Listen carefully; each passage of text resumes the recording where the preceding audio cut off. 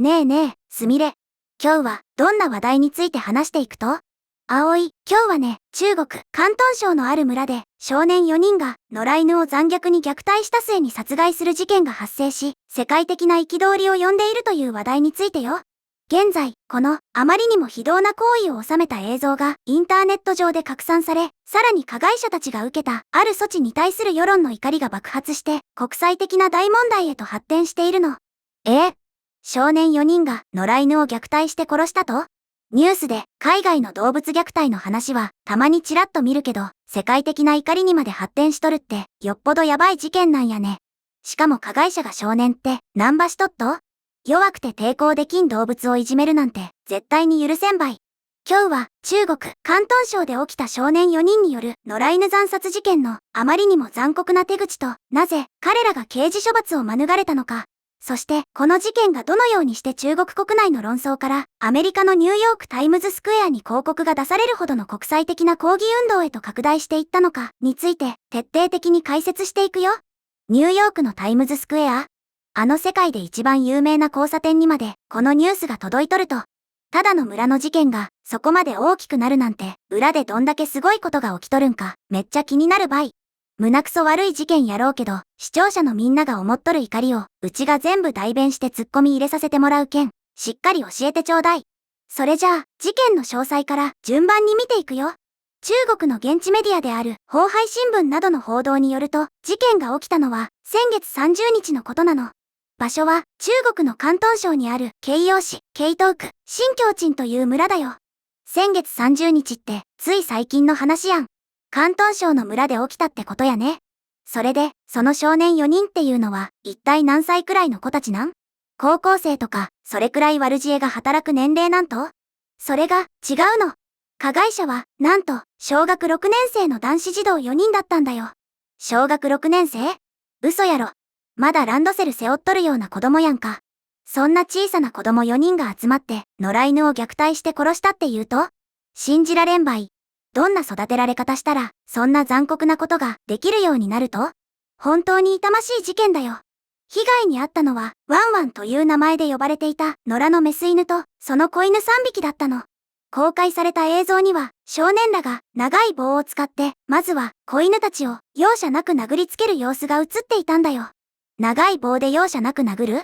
子犬なんて人間の力で叩かれたらひとたまりもなかやん。痛いって泣き叫んどったはずばい。想像しただけで涙が出てくるよ。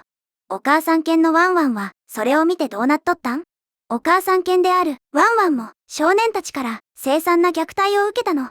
そして最終的に少年たちは子犬3匹を棒で殴って死なせた後、母犬のワンワンに油をかけて生きたまま火を放って焼き殺したんだよ。その一部始終が公開された映像に記録されていたの。生きたまま油をかけて焼き殺した。ちょっと待って、残酷すぎやろ。鬼畜の諸行ばい。そんなの人間のやることやない。ただのいたずらとかのレベルを完全に超えとるやん。生きたまま火をつけられる苦しみなんて想像を絶するばい。しかも自分の可愛い子犬たちが目の前で殴り殺されて、ワンワン一家が一体何をしたって言うと、何の罪もない命をこんな風に奪うなんて絶対に許せん。葵の言う通りだよ。この映像がインターネット上で拡散すると、当然ながら見た人たちから大きな怒りを呼ぶことになったの。事態を重く見た地元政府はすぐにこの事件の調査に着手したんだよ。当たり前たい。こんな証拠の映像まで残っとるんやから、すぐに警察が動いて全員逮捕して刑務所にぶち込むべきばい。小学6年生やろうがなんだろうが、命を奪った責任はきっちり取らせないかんよ。それで、その悪魔みたいな4人はどうなったと？ここからが、この事件がさらに世論の怒りを爆発させることになった最大の要因なの。地元政府の調査の結果、加害者の児童はいずれも14歳未満だったことが確認されたの。そのため、中国の法律上、彼らは刑事処罰の対象とはならないと判断されてしまったんだよ。はぁ？刑事処罰の対象にならん。14歳未満やから無罪放免ってこと？ふざけんな。無罪放免とまでは言わないけれど、警察による逮捕や刑務所への収監といった、いわゆる法的な刑事罰は下せなかったの。その代わりとして、現地の教育当局は、彼らを専門教育機関で教育を受けさせるという措置を取るにとどまったんだよ。専門教育機関で教育を受けさせるだけ？なんそれ。こんな残虐な殺し方をしておいて、はい、あなたたちは特別なお勉強施設に行きましょうねで終わりってこと？なめとんのか。被害に遭ったワンワンと子犬たちは教育なんかで生き返らんのよ。14歳未満だろうがなんだろうが油をかけて火をつけたら死ぬってことくらい小学6年生なら絶対にわかっとるはずばい。これは立派な犯罪やんか。葵がそこまで怒るのも無理はないよ。法律の壁があるとはいえ、命をこれほど残酷に奪った行為に対してあまりにも軽すぎる措置だという声が殺到したの。当然、このような教育施設への装置という措置だけでは世論の激しい怒りが収まるはずがなかったんだよ。そりゃそうたい。ニュース見てるうちらですらこんなに腹立っとるんやから、現地の人や動画を見た人たちはもっと怒り狂っとるはずばい。こんな中途半端な対応で火消しできると思った地元政府も甘すぎるわ。その結果、事態は地元政府の想像をはるかに超える規模へと発展していくの。その後、一部の著名人がこの事件に関する怒りの投稿を SNS などで共有したの。影響力のある人たちが声を上げたことで、論争は小さな村や市を飛び越えて、瞬く間に中国全土へと広がっていったんだよ。著名人が動いたんやね。やっぱり影響力のある人がこれはおかしいって言ってくれるのは心強いばい。中国全土がふざけるなって立ち上がったわけやね。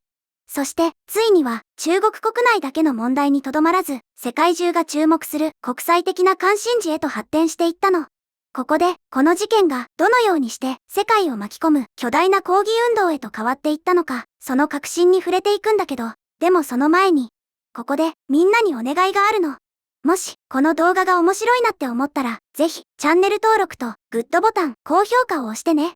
うちからも、チャンネル登録とグッドボタン、高評価、ポチッとよろしく頼むばい。それじゃあ、続きを話していくよ。事件とその後の甘すぎる処分が世界中に知れ渡った後、人々の怒りは具体的な行動となって現れ始めたの。なんと、アメリカのニューヨークタイムズスクエアに、この事件の真相究明を求める大型広告が掲出されたんだよ。ニューヨークのタイムズスクエアに、あの世界中の人が集まる広告費がバカ高いって有名なあそこに、中国の田舎村で起きた野良犬の事件の広告がアメリカのど真ん中に出されたってこと？すごすぎるばい。誰がそんなことしたと？世界中の有志や動物愛護を訴える人々が声を上げて資金を集めたり働きかけたりした結果だと言われているよ。世界で最も注目される場所に広告を出すことで、中国でこんな残酷な事件が起き、加害者が法で裁かれていないという事実を国際社会に強く訴えかけたの。それだけ世界中の人がこの事件に本気で怒っとるってことたいね。アメリカだけやなくて他の国でもなんか動きはあったと？もちろんあったよ。香港や台湾でも高層ビルの巨大な電光掲示板や街中を走るバスの広告を通じてこの事件の悲惨さを人々に知らせる動きが相次いで起こったの。バスの広告や電光掲示板まで。もう完全に国際的な大キャンペーンになっとるやん。中国の地元政府もまさか自分たちの村の事件が香港や台湾、さらにはアメリカにまで大々的にさらされるなんて思ってもみなかったやろうね。さらに、物理的な広告だけじゃなくて、インターネット上でも巨大なうねりが起きたんだよ。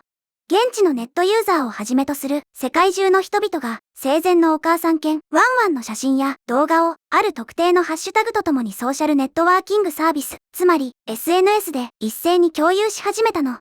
ハッシュタグ？ SNS の力は今の時代一番強いもんね。どんなハッシュタグやったん？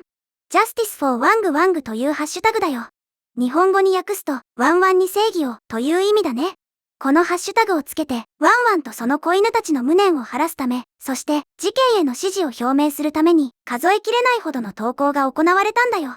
Justice for Wang Wang。泣けるばい。ただの野良犬として見過ごされるはずだった命が、世界中の人の心に火をつけて、正義を求める運動に変わったんやね。このハッシュタグがあれば、世界中の人が私たちは怒っている、忘れないぞっていうメッセージを中国政府に突きつけることができるたい。その通りだよ。そして、お隣の国である韓国でも具体的な行動を起こす団体が現れたの。韓国の非営利団体である動物権団体ケアという組織が公式に声明を出したんだよ。韓国の団体も動いたんや。なんて声明を出したと？ケアはワンワン一家を追悼し、中国での動物虐待に対する厳罰を求める集会に参加してほしいと呼びかけたの。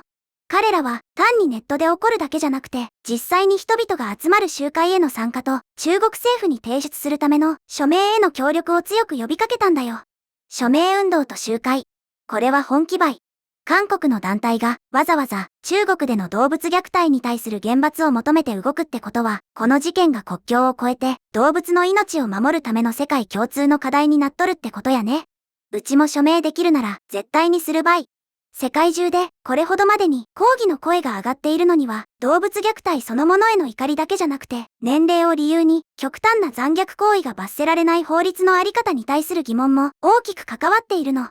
ここで、この記事や一連の騒動に対して、ネットのユーザーたちがどのような反応を示しているのか、ネットユーザーからのリアルな反応をいくつか見てみるとね。みんな絶対怒り浸透ばい。どんなコメントが書き込まれとると？小学6年生でここまでの残虐性を持っているなんて恐ろしすぎる。専門教育機関でどうにかなるレベルじゃない。14歳未満だから刑事処罰なしなんて、法律が加害者を守っているだけだ。被害に遭った動物の命は誰が償うのか。油をかけて火をつけるなんて大人がやっても極刑レベルの犯罪だ。中国は動物愛護の法律をもっと厳しくするべきだ。タイムズスクエアに広告を出した人たちの行動力に敬意を表します。世界が団結してこの非道を止めるべきだ。Justice for Wang Wang。ワンワンと子犬たちが天国で安らかに眠れることを祈ります。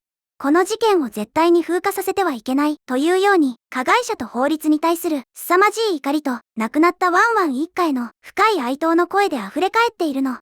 視聴者は本当によく見とるばい。法律が加害者を守っとるだけっていうコメント、まさにその通りたい。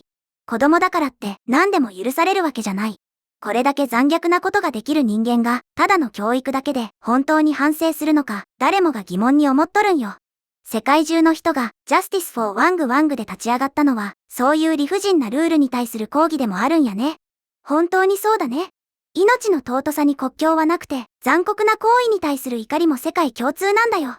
この事件を通じて、中国の動物保護法や少年法の見直しを求める国際的な圧力がさらに強まっていくかもしれないね。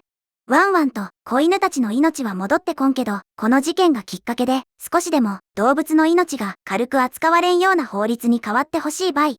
中国の地元政府もこれだけ世界から注目されとるんやから、教育施設に入れただけでごまかせると思わんで、しっかりとした対応を見せてほしいね。うち、これからもこのニュースの続報、絶対に見張っとくけんね。ということで、今日は中国、広東省で起きた少年らによる野良犬惨殺事件と、それに抗議する世界的な運動という話題について見てきたけど、みんなはどのように思ったかな？今回の動画の感想は、下のコメント欄で教えてね。もし、この動画が役に立ったと思ったら、高評価とベルマーク。チャンネル登録まだの方は、チャンネル登録もよろしくお願いします。では、また次回の動画でお会いしましょう。すみれの最新動画は左、おすすめ動画は右です。どちらも見てくれると嬉しいな。